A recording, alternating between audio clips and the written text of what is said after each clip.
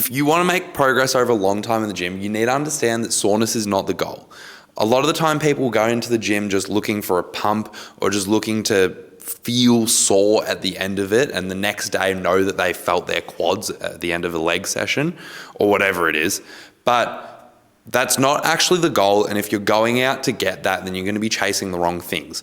Because fundamentally, soreness, DOMS, comes from a massive amount of volume. Okay, soreness, our DOMS is caused, as a lot of people know, by the muscles breaking down and by our body not being able to recover and build it back up quickly enough. Now, if that's the case, then that just means that the more work we do, the more sore that we're likely to get. And there's limits to this, right? The limits include things like the more that you train, the more resilient you are going to be to that. The intensity does matter a bit, right? So if I do 1,000 bicep curls at 1 kilo, I'm probably not going to be as sore as 1,000 bicep curls at 20 kilos. But that's just because it's more challenging to the muscles.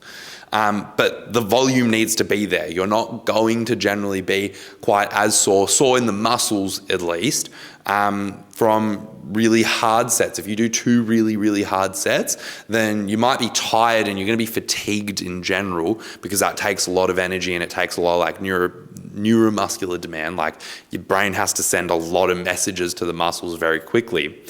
But you're not going to pull up sore through your quads and your glutes and your hamstrings if you do a couple of really heavy sets of deadlifts in 3 days, right?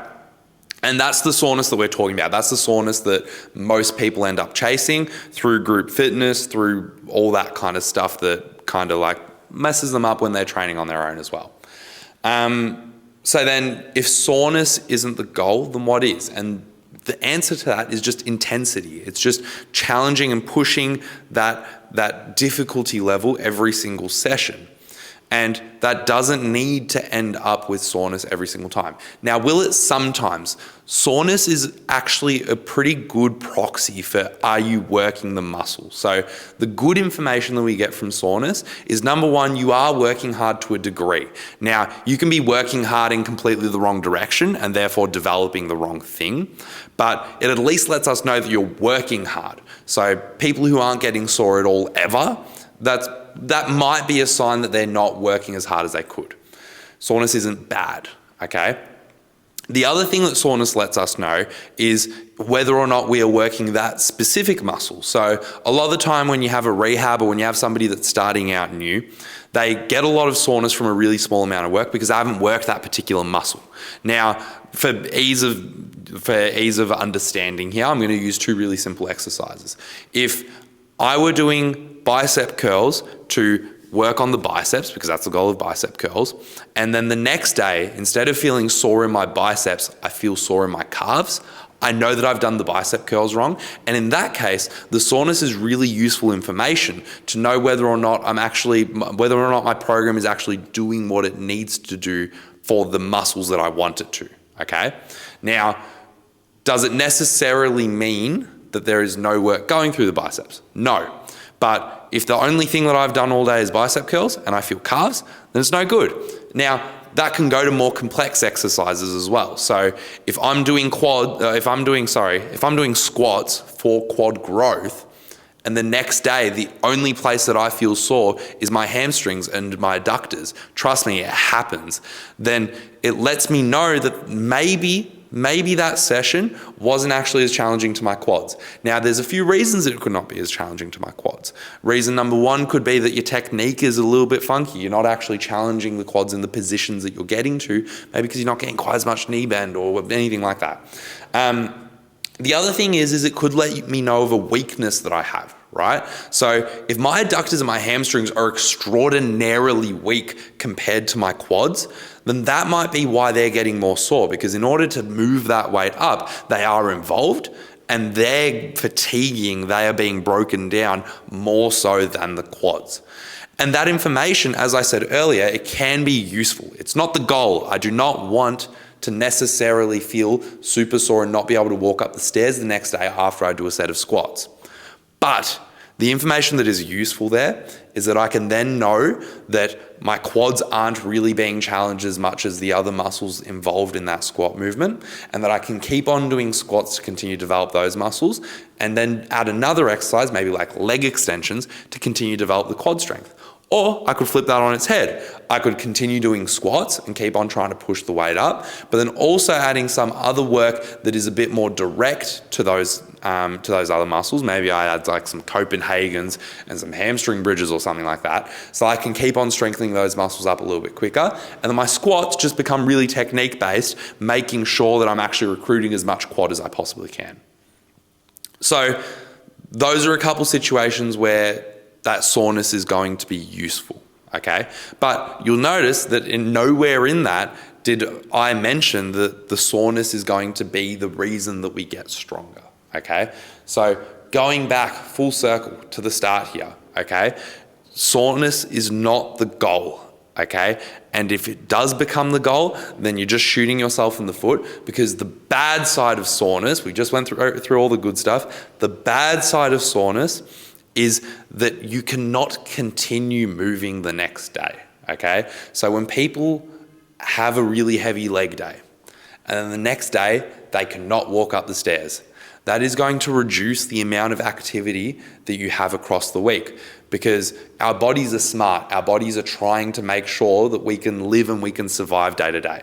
And what ends up happening is if you are that cooked from a leg session, you are going to find ways to not use your legs as much over the next few days. And that probably means that you're not going to be walking around and you're not going to be moving around as much, because your body's just trying to recover. Your body is just trying to make sure that it can get back to that static state of, I feel good again, I can run away from danger, I can make sure that if some task comes in front of me, I can complete that task. And that's the goal for your body. So if we are sore, then we're going to be reducing activity across the week. And the problem with that is that for most of us, what we need to achieve is activity throughout the week. Yeah, most of us are trying to exercise so that we can feel better, so that we can move better, so that we can actually perform better in stuff outside of the gym to some extent. And if that is the goal, then me not being able to walk the next day is no good, because if what I'm performing at outside of the gym is sport, well, I'm not going to be able to play sport as well. I'm not going to be able to run up and down the court. I referee basketball. I'm not going to be able to run up and down the court and referee as well as I could, because I'm going to be behind the play because I'm that sore. If I'm like gardening, I'm not going to be able to garden as well. I'm probably not going to want to garden as long, and I'm probably going to be sitting down half the time. And all that kind of stuff is most of the time more important than what's going on in the gym. And the big thing is, even if the gym is more important than your gardening or than your sport for you, you can still get gains without that soreness happening. So how do we then avoid the soreness? Now, I don't think that it's a super productive activity to always avoid soreness, because if you're trying to always avoid soreness, what you essentially need to do is you need to cut your intensity, cut your volume in half, and then you're not actually pushing yourself. But the way that we avoid soreness is by not adding a whole bunch of junk volume to our sessions, okay?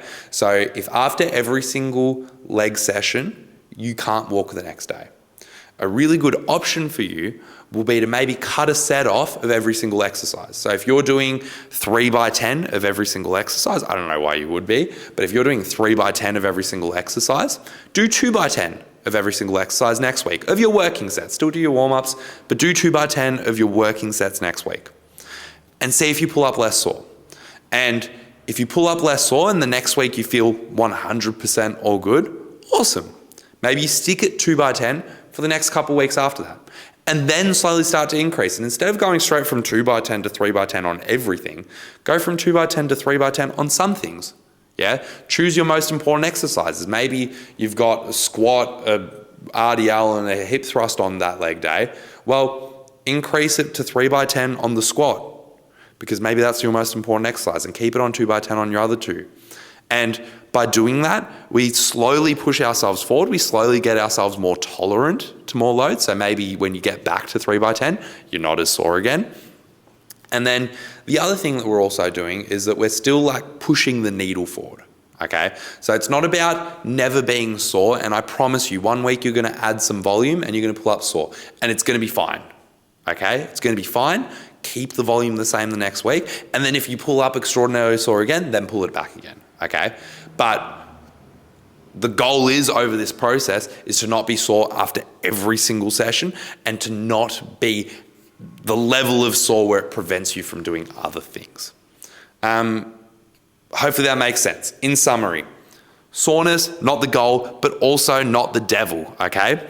If you are getting sore, use it as information. Gather that information and adjust your session, adjust your training off of it, because it's gonna make your overall training that much better, okay? Once you have gathered that information, please adjust. Okay?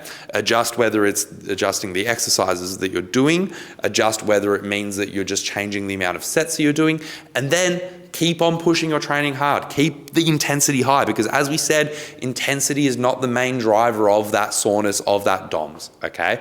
So if intensity is not the main driver of that soreness and that DOMS, keep on pushing it. And then when you do eventually feel sore sometimes, don't be afraid, but just again, keep it as information. If you're getting super sore after every single session, then pull it back again. Sweet. If you need a hand with any of this, let me know. Otherwise, keep on going through your training. Have fun. Good work.